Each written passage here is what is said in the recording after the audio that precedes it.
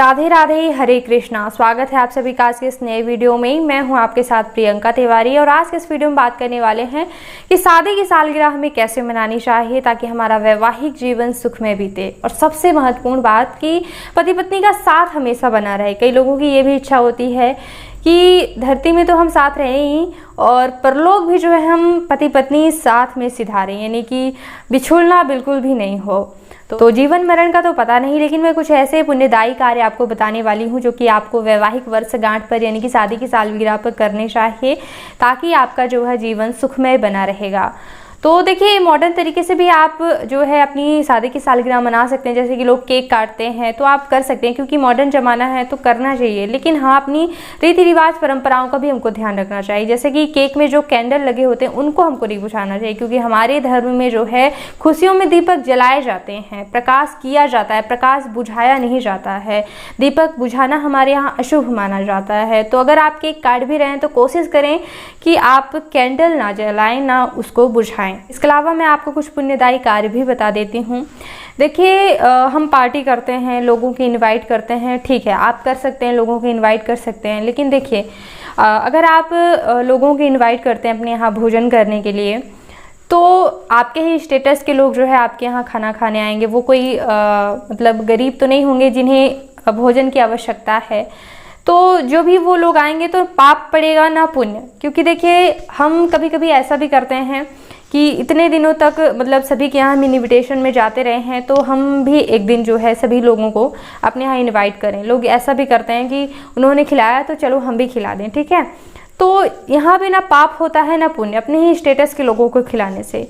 तो अगर आप खिलाना चाहते हैं तो बिल्कुल पार्टी कीजिए। लेकिन मैं आपको कुछ और बहुत ही खास चीज़ बताना चाहती हूँ, जो कि आप ध्यान से ज़रूर सुनिएगा। अगर आप ये चीज़ करते हैं तो यकीन मानिए आपको लोगों की आत्मा से जो है आपको आशीर्वाद मिलेगा। आपको करना क्या है कि आप सुबह सुबह जो है बहुत सारी पूड़ियाँ तलिए, बहुत सारी सब्जी बनाइए और खाना बनाने के बाद जो है आप 10-20 जो है पैकेट तैयार कीजिए। कुछ 4-5 पूड़ियाँ, जितनी भी आपकी सामर्थ्य हो, और सब्जी जो है पैकेट तैयार कीजिए 10-20, और इन्हें लेकर के जो है आपको किसी मंदिर में जाना चाहिए। अगर आप किसी तीर्थ स्थान में रहते हैं तो बड़े तीर्थ स्थान में ही आपको जाना चाहिए। दर्शन के दर्शन होंगे।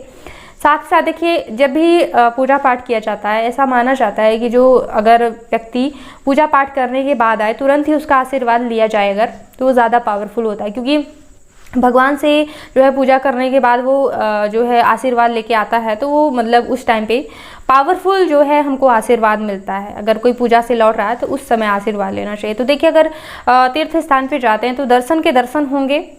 और साथ ही साथ ज़रूरी नहीं है कि आपको, अगर वहाँ कोई गरीब नहीं दिख रहे हैं मांगने खाने वाले, तो आप जो छोटे छोटे दुकानदार लगाए होते हैं जो कि धरती में चीज़ें फूल वगैरह बांट रहे होते हैं, आप उनको भोजन करवाइए, ठीक है। और साथ ही साथ अगर बड़ा तीर्थ स्थान है तो वहाँ तो बहुत ज़्यादा लोग मतलब भले ही मतलब अच्छे स्टेटस के होते हैं, लेकिन होता क्या है कि दिन भर यात्रा में और मतलब लाइन में लगे लगे इंसान परेशान हो जाता है। एक बात सोचिए कि अगर आप बहुत ज़्यादा भूखे हैं, बहुत ज़्यादा प्यास से परेशान है, अगर आपको कोई पानी पिला दे, कोई भोजन करवा दे, तो मतलब आत्मा से आशीर्वाद निकल जाता है, ठीक है। मतलब गरीब अमीर यहाँ नहीं रखता है। कोई भूखा हो, कोई भी भूखा हो सकता है। तीर्थ स्थान में अक्सर जो है ऐसा होता है कि दूर दूर से लोग आए होते हैं तो भूखे रहते हैं, ठीक है।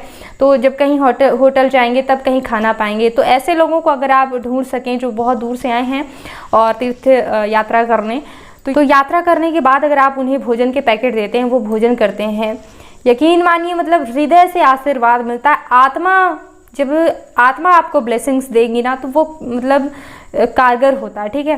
ज़बरदस्ती आशीर्वाद मांगना एक अलग बात होती है, लेकिन स्वयं से आशीर्वाद निकल जाना एक अलग बात होती है। आपने कभी देखा होगा, बहुत ज़्यादा प्यास लगने पर अगर कहीं पानी मिल जाता है प्याऊ में, तो मतलब हृदय से मतलब संतोष होता है आत्मा को, और अपने आप ही मतलब उसके लिए, सामने वाले के लिए दुआएं निकलती हैं। तो ये दुआ आपको जो है पानी है। निश्चित ही आप बता सकते हैं कि आपकी सालगिरह है, तो निश्चित ही आपको जो है वो बधाइयाँ देंगे और शुभ कामनाएं देंगे, दुआएं देंगे। तो ये बहुत ज़्यादा अच्छा कार्य है। तो सुबह सुबह जो है आप मंदिरों में दर्शन के लिए ज़रूर मतलब ऐसे व्यवस्था करें कि सुबह सुबह आप दर्शनों के लिए जाएं और कुछ जो है भोजन बना करके जाएं और वहाँ वितरित करें। तो ये हो गया पहला साधन। अगर आप मंदिर नहीं जाना चाहते हैं, नहीं जा पा रहे हैं, आपके यहाँ तीर्थ स्थान नहीं है, तो दूसरा काम आप ये कर सकते हैं कि घर में सत्यनारायण की पूजा का आयोजन कर सकते हैं। हमारे धर्म में जो है हर एक खुशी के पर्व पर, हर एक जो है समय सत्यनारायण की पूजा का आयोजन किया जा सकता है। या तो आप पंडित जी को बुलाकर, अगर आपकी सामर्थ्य नहीं है पंडित जी बुलाएं, बहुत ज़्यादा खर्चा हो जाता है, कई बार लोग समझते हैं, तो आप जो है स्वयं से ही सत्यनारायण जी की कथा का आयोजन कर सकते हैं। मैंने पूरा वीडियो दिया हुआ है कैसे सत्यनारायण जी की कथा करनी, कैसे पूजा विधि करनी। एक नारियल रख के, आपके यहाँ प्रतिमा नहीं है, एक नारियल रख के सत्यनारायण जी की कथा का आयोजन किया जा सकता है। कथा बहुत ही ज़्यादा मतलब पुण्यदायी है, सुनिए, पूजा कीजिए, ठीक है। तो ये आप कर सकते हैं। माता लक्ष्मी के साथ उनका पूजन कीजिए। जैसा कि वैवाहिक वर्षगांठ है तो पति पत्नी साथ की आप पूजा करेंगे तो आशीर्वाद मिलेगा, ठीक है। दूसरी चीज़ है कि आप अगर भगवान भोलेनाथ के साथ माता गौरी के मंदिर जा पाएँ, क्योंकि ये बहुत ही अच्छा तरीका है। शादी की सालगिरह होने पर जो है भोलेनाथ और माता गौरी की पूजा करने के बाद गौरी माता से सुहाग ज़रूर लेना चाहिए, क्योंकि गौरी माता से सुहाग लेने से अखंड सौभाग्यवती होने का आशीर्वाद मिलता है।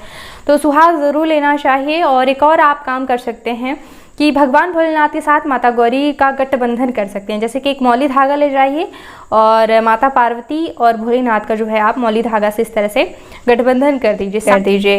आप मौली धागा 3 बार, 5 बार या फिर 7 बार जो है गौरी माता के साथ भगवान भोलेनाथ को लपेट सकते हैं।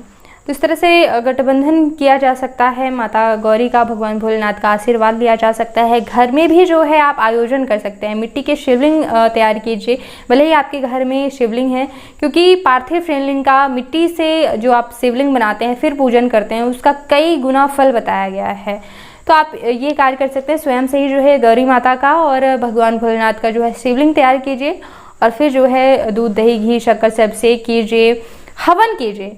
हवन बहुत ज़्यादा महत्वपूर्ण होता है। पति पत्नी साथ में जो है हवन करना चाहिए अन्य पूजाओं में, लेकिन ऐसा संभव नहीं हो पाता। कभी पत्नी है, कभी पति जो है कहीं बाहर गए हैं, तो जो है हवन साथ में हम नहीं कर पाते हैं, कोई व्रत इत्यादि करते हैं, तो कम से कम शादी की सालगिरह पे जो है हवन आपको दोनों को बैठकर एक साथ ज़रूर करना चाहिए। तो कोई ना कोई पूजा घर में आयोजन ज़रूर करें या फिर आप मंदिर ही जा सकते हैं। आप एक और खास चीज़ कर सकते हैं, आप शादी की सालगिरह में तुला दान कर सकते हैं। जैसे कि आपने पिछले ज़माने में देखा होगा, मतलब पिछले ज़माने में तो हम लोगों ने किसी ने भी नहीं देखा, मतलब टीवी वगैरह में तो हमने देखा है, या फिर शास्त्रों का कथन है, शास्त्र तो हमने पढ़े ही हैं, तो उनमें जो है तुला दान किया जाता था। तो सोने चांदी तौल कर, यानी कि पहले तो सोने चांदी से इंसान को तौला जाता था, लेकिन आज संभव नहीं है, तो आप अन्न से जो है अपने आप को तौल सकते हैं। पति पत्नी दोनों जो है अपने वजन के बराबर का जो है अन्न दान कीजिए। एक पलड़े में आप बैठिए और एक पलड़े में जो है आप अन्न रखिए, चाहे आप गेहूँ रखिए, चावल रखिए, दाल रखिए, कुछ भी चीज़ें रखिए।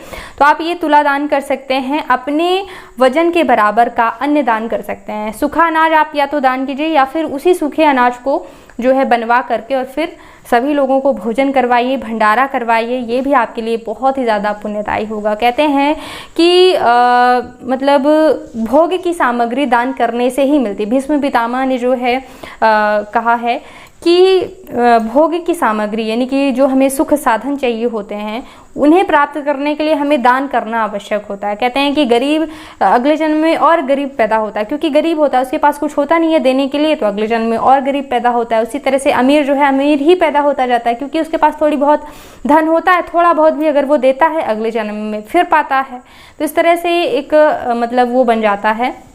इसीलिए जितना भी हो, थोड़ा बहुत भी हो, तो दान ज़रूर करना चाहिए, ठीक है।